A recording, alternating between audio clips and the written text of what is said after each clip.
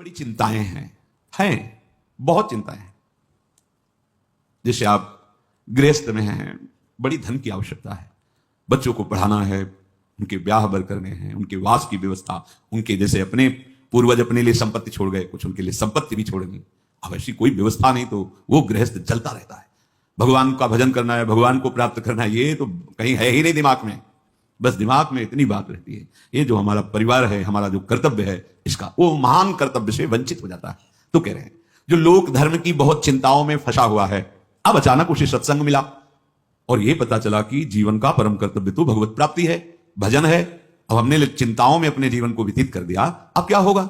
श्रीपाद कह रहे अब तुम चिंता ना करो पर अब इसमें, क्योंकि चिंतन तुम्हारा संसार का हुआ है, तुम पहले से सावधान नहीं रहे, तो मन तुम्हारा बहुत मलिन हो गया है। परिवार भोग जो पुनः पुनः भोगे, वो तृष्णा, वासना, कई तरह के संबंधों की भावना, इतना सब कूड़ा करकट जमा हो गया। अब आप एकाग्रता पूर्वक भजन नहीं कर सकते। तो एक काम करो, श्री वृंदावने देह मिमम न्यस्य सुखी भव, तुम हट करके अपना अंतिम बनाने के लिए वृंदावन में इस शरीर को डाल दो।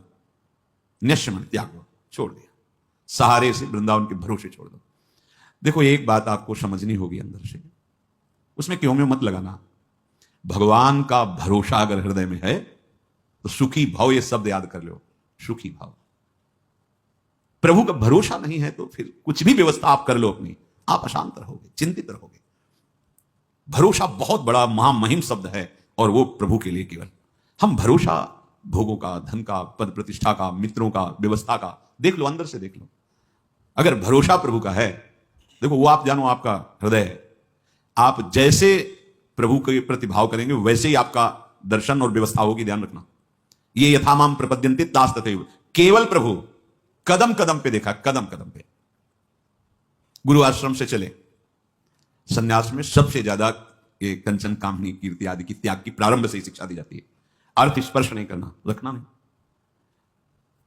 तो निकल, अब अर्थ तो था नहीं, यात्रा वृंदावन की करनी। चले, जब उसमें हाईवे पे आए, पीपल का वृक्ष था, बैठ गए। किससे कहे कि हमको अब कानपुर आकर वहां रेलवे स्टेशन पे बैठ के फिर जाना, बिल्कुल अक्षर शासत। सामने मिठाई की दुकान थी, एक दोना मिठाई लेके, स्वामी जी मिठाई ले लो। उन्होंने मिठाई की तो आवश्यकता नहीं, आप बैठे हो काफी देर से यहाँ, कैसे बैठे हो? तो हमारे मन में धाम दर्शन की इच्छा थी, तो पर हमारे पास पैसे नहीं थे यहाँ। अरे आप चिंता, थोड़ी देर में ऐसे गाड़ी रुको, बैठा, कहाँ जाना? कब? घंटा घर से रेलवे लाइन से रेल जाती है वृंदावन, वहां पहुंचा, वहीं रुका, पैदल चले गए वहां। अब वहां बैठे, हमें पता ही नहीं कि किस गाड़ी में, कहां गाड़ी, कैसे, बिल्कुल अक्षरशः सत्य। ऐसे बैठे जो कुर्सियां होती हैं वैसे बैठे। एक आदमी आया, प्रणाम स्वामी, कहां जाना स्वामी? मथुरा जाना है। अच्छा, हम ड्राइवर हैं उसी मथुरा वाली गाड़ी के। गया, पहले इतने अंगूर और केला लाया, बोले आप पाइए, आज हमारा समय हो रहा है। जाके एक अच्छे उसमें बैठाला हमको, बोले हम आ गए। किसी भी तरह की कोई भी समस्या आपको यहां नहीं होगी। कोई भी आपसे अधिकारी जन अगर आए और पूछें तो हम ड्राइवर हैं, आप हमें बता देना। अगर गाड़ी रुकती है, आपको कोई उतारता है, तो हम ये चेक करते रहेंगे, देखते रहेंगे कौन है हमारा परिचय। भरोसा, दृढ़, कदम कदम पे उसकी व्यवस्था, कदम कदम पे उसका प्यार पूरे जीवन में देखने को मिला। हां, अपने प्रेम रस को पवाने के लिए थोड़ा कठोरता भी, जिससे तुम्हारे हृदय में मान अपमान, दुख सुख समान हो जाए, इसलिए प्यारे ऐसी नहीं, बहुत प्यार अपने जनों को करते हैं। ये कोई ना सोचे कि जीवन भर हम संसार में रहें, हम कैसे वृंदावन में रहें। बड़ा करुणा में स्वभाव है, बड़ा करुणा। लाडली जी का विधान देखते हैं। एक उपासक आया कि अब हमें कैंसर है, डॉक्टर ने कहा 2 महीने में हमारा शरीर पूरा, यहां से सड़न मवाद निकल रहा है, दुर्गंध, तो आप इसकी दवा क्यों? नहीं, ऐसी व्यवस्था नहीं है कि ऐसा वृंदावन वास की भी व्यवस्था नहीं। पर मैं जब मरना ही, तो हम चाहे परिक्रमा में पड़े रहे, मरने के लिए आए। ऐसी व्यवस्था लाडली जी ने अचानक करना तो उनको है ना, ऐसी व्यवस्था सुंदर कि जीवन में अरबों रुपए कमाए होते तो भी व्यवस्था नहीं होती। भरोसा उसको दृढ़ लाडली का, किसी और का नहीं, देखा गया। अगर आप भरोसा प्रभु का किए हो तो अनंत ब्रह्मांडों का स्वामी भरोसा, वो कभी भरोसा। पर ध्यान रखना, ये अंदर की बात है, बाहर से आप भरोसे की बात करोगे और अंदर से अन्य आश्रय लोगे तो मेरे प्रभु चित्त की बात देखते हैं, वाणी की बात नहीं देखते। बाहर से आप भले थोड़ा अहंकार की वाणी निकल रही और चित्त में दैन्यता, तो कोई फर्क नहीं पड़ेगा। वाणी में बड़ी दैन्यता और चित्त में अहंकार है तो फर्क पड़ जाएगा, देख लेना। राहत ना प्रभु चित्त चूक किए की, करत सुरत 100 बार हिए की। प्रभु के चित्त में अपने उपासक की बाहर की चूक से फर्क नहीं पड़ता, वो हृदय की समर्पण की वृत्ति को देखते हैं। यदि तुमने जीवन भर भजन नहीं कर पाए, सत्संग किसी तरह कान में पड़ा हुए बात आई कि अब तो चूक गया, पूरा जीवन मेरा विषय प्रपंच संसार में गया, अब कैसे भगवत प्राप्ति होगी? तो यदि व्यवस्था है तो धामवास की तत्काल व्यवस्था करो, छोड़ो राव। और यदि व्यवस्था नहीं है तो शरीर छोड़ना ही है ना, ऐसे कर लो बस। महाप्रस्थान जिसे कहते हैं, महाप्रस्थान, मरने जा रहा हूं, बस अमर हो जाओगे। श्रीपाद कह रहे किसी व्यक्ति का भरोसा नहीं, और वो हमारे परिचय के नहीं, भरोसा मेरी लाडली जुगलजोरी सरकार, आपके भरोसे आ रहे हैं। तो बोले श्री वृंदावन ने देह में नश्य डाल दिया अपने शरीर को वृंदावन में, तो श्रीपाद आशीर्वाद दे रहे हैं, सुखी भव, आप तुम परम सुखी हो जाओगे, क्योंकि बहुत करुणा में हमारे लाडली लाल हैं। इसलिए अलम कश्यापि संगत्या तवालम शास्त्र कर्म भी वृंदारण्य तृणम मन्यो धन्यो न किंचिदाचरेत। अब बंद करो ये वार्ता, जैसे महाप्रभु कहते अलम विषय वार्ता, वो मेरा, मैंने ये किया वो किया, किसी का भी भरोसा मत रखो। अलम कश्यापि संगत्या, किसी का भी संग मत करो। यही बार बार वर्षों से प्रार्थना कर रहे हैं कि असंग रहो, सैकड़ों साथ रहते हुए भी असंग रहो। जब अपनी कुटिया में गए तो बंद दरवाजा, निरीक्षण परीक्षण अपने हृदय का एकांत में करते हुए, भजन करते हुए, जो भी समय आपको मिला है एकांत का, उसमें कोई वार्ता नहीं, कोई संग नहीं, असंग रहो। वार्ता भगवत वार्ता सुन रहे हो, असंग। भरोसा प्रभु का, प्रभु गुरुदेव महाभागवत जन ये एक ही है, भक्ति भक्त भगवंत गुरु चतुर नाम बपु एक। भरोसा बस एक का, अन्य का नहीं, सांसारिक संबंधों का, सांसारिक बलों का नहीं। देखो भगवत प्राप्ति अत्यंत कठिन है, पर बहुत ही सरलता से प्राप्त हो जाएगी। कठिनता यही संग त्याग, आशा त्याग, भरोसा त्याग, यही बहुत कठिन होता है। एक भरोसो, एक बल, एक आस, एक विश्वास, इसमें दूसरा कोई नहीं होना चाहिए। अलम कश्यापि संगत्या, बंद करो, किसी का भी भरोसा आश्रय मत लो। तवालम, अलम शास्त्र कर्म भी, अब तुम्हारे शास्त्र सिद्धांत से कर्म करने के लिए समय भी नहीं रह गया है और सामर्थ्य भी नहीं रह गई है। तो वृंदारण्य तृणम मन्यो, अपने को सबसे नीच समझकर भगवत प्राप्ति हो जाएगी, समझ लो। देखो हम क्यों आपसे प्रार्थना करते हैं कि आप किसी के दोष दर्शन मत करो, उसके दो भाव है। जब आप दोष दर्शन करोगे तो आपके रजिस्टर की जांच होगी। मेरी बात समझो, बहुत दुलार करके हम आपको समझाते हैं, शास्त्र समझाते हैं, दोष दर्शन किसी के मत करो। आप दोष दर्शन करोगे तो सरकारी विभाग आपकी जांच शुरू कर देगा, और जांच में आप खरे नहीं हो ये जान लो। हमारा पीछे का रजिस्टर अगर हमारे साथ जुड़ गया तो हम भगवत प्राप्ति नहीं कर पाएंगे। बहुत कर्म शुभ अशुभ जमा है। जब हम अपने को सबसे नीच मानते हैं तो हमारी जांच खत्म हो जाती है। खास बात समझो, जो इस सृष्टि में सबसे अपने को, तभी महाप्रभु चैतन्य देव कि भजन कैसे करो, तो बोले तृणादपि सुनीचेन तरोर्यु सहिष्णुना अमानिना मानदेन कीर्तनीय सदा हरि का कीर्तन करने वालों को ऐसा चाहिए कि अपने को तृण से भी नीच समझे, वृक्ष से भी अधिक सहनशील समझे, दूसरों को मान दे, स्वयं अमानी रहे, सदैव भगवान की कृपा में डूबता रहेगा। खास बात पहली है, जब आप दोष दर्शन करोगे तो आपके अंदर दोष वृत्ति बढ़ेगी, और जिनकी हम शरण में हैं प्रभु की, वो तुम्हारे फिर दोष नहीं। प्रभु जी मेरे अवगुण चित न धरो, ये तभी हो सकता है जब हम अपने को कहे कि ऐसो नौन हरामी, जिन मुंह को तन दियो ताको न भजन कियो, ऐसो नौन हरामी मौसम कौन कुटिल खल कामी। गोस्वामी श्री तुलसीदास जी महाराज कहते हैं, जो मैं अपने अवगुण कहाऊं, अपने अवगुण कहाऊं, बाढ़ई कथा पार नहीं लाऊं, ताते मैं कछु अलप बखाने, थोड़े मो समुझिए सयाने। और हम क्या करते हैं, हम अपने को बड़े गुणवान, बड़े वृंदारण्य तृणम मन्यो धन्यो। अगर आपने ऐसा मान लिया कि सबसे नीच तो मैं ही हूं, तो क्या कृपा होगी, किसी के प्रति दोष दर्शन नहीं होगा। दोष दर्शन से सब तरह से हानि है, कहीं भी लाभ नहीं है। इष्ट गुरु की विमुखता हो जाएगी, कर्म संस्कार हमारे ऊपर लागू हो जाएंगे, हमारी जो भावना की धारा प्रिया प्रीतम की तरफ मुड़ी थी वो जगत की तरफ मुड़ जाएगी। इसीलिए नारायण स्वामी कहते हैं, तेरे भावे जो करे भलो बुलो संसार, नारायण तू बैठ के अपनो भवन बुहार, अपने हृदय को निर्मल कर। वृंदारण्य तृणम मन्यो धन्यो न किंचिदाचरेत, जिसने अपने को वृंदावन में सबसे नीच समझ लिया। देखो हम आप तो शरणागत जन हैं, जिनकी हम शरण में हैं वो हमारे आचार्य महाप्रभु श्री हरिवंश चंद्र जी कह रहे हैं, क्वाहम तुच्छा, गजब है, परम अधमा प्राण्य हो गर्ह कर्मा। अब आप विचार करो, ये शब्द महाप्रभु बोल रहे हैं जिनके अधीन प्रिया प्रीतम है। कहां मैं तुच्छ अधम अपराध करने वाला, और कहां राधा नाम, बोले राधा नाम तो मेरी जिह्वा में स्फुरित हो रहा है, हृदय में स्फुरित हो रहा है, ये तो वृंदावन की महिमा है, हम तो तुच्छ अधम अपराधी जीव किए।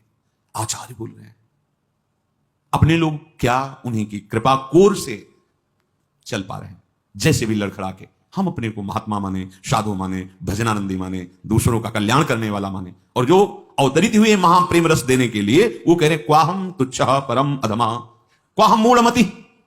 आप विचार करो, जिनकी मति का आश्रय लेकर के लालजू महाराज लाडली जी को मना लेते हैं, वो हित सजनी जी, वो कह रहे हैं हम मूढ़मति को नाम परमान।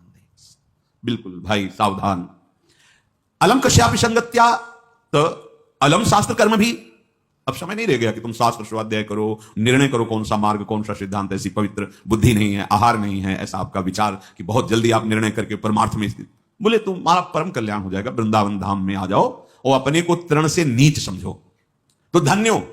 अगर तृणम मन्यो तो धन्यो शब्द आगे लिखा है। अपने को यदि तुमने नीच मान लिया तो न किंचित आचरित, अब तुम्हारे किसी आचरण पर दृष्टि नहीं होगी।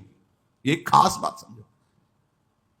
पैदल वाले की तो शायद हमें लगता है चुंगी नहीं लगती है, बड़ी गाड़ी है उनकी चुंगी लगती है, तो फिर जांच बड़ी की ही होगी। दीन बन करके चले जाओगे तो फिर इस मार्ग में निकल जाओगे, बड़े बनोगे तो इतनी सूक्ष्म जांच है कि ब्रह्मा जी भी फेल हो जाएंगे। हो गए लालजू के सामने, देखो गोविंद के सामने। भाई प्रार्थना है, हम दासत्व को प्राप्त करने के लिए निकले हैं और हमारे बंधन का कारण अहंकार है, उस अहंकार को त्यागना ही हमारे जीवन।